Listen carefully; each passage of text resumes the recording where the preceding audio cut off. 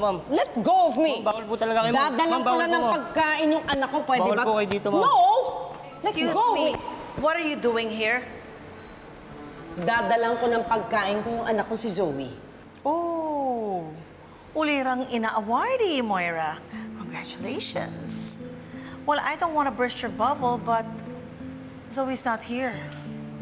And I honestly do not believe that that's the reason why you're here.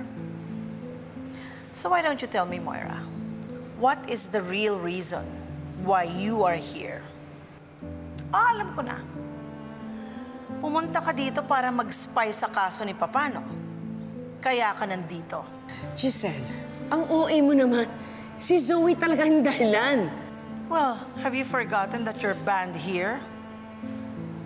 And besides, I don't think your daughter is a little girl para dala mo pa ng food. Giselle. So please, leave. Alam mo, kahit ilang taon pa yung anak ko, she's still my baby. Of course, that's something you wouldn't understand because you never wanted to have kids. Nothing wrong with that, pero pinamigay mo yung anak mo, di ba? Kaya hindi ako magtataka kung hindi mo alam yung nararamdaman ko kasi kahit nagluwal ka ng bata, never ka naman naging ina. Walang kwenta kang ina dahil pinabayaan mo yung anak mo. Walang iya ka, Moira. Ano? Sasampalin mo ko? Is that supposed to make you a better person? Kung ako sa'yo, sasampalin ko yung sarili ko gabi-gabi. Because it's so hard to live with the fact knowing that there is a child out there who needs your protection and yet pinabayaan mo sa mundo. Ma'am Moira, tama na po. Foul na po yung sinasabi niyo kay Ma'am Giselle. Alam ko. So what? Pag si Giselle nagsasabi ng masama tungkol sa amin ni Zoe, okay lang. Pero pag ako hindi, You know what? Why don't you just get out?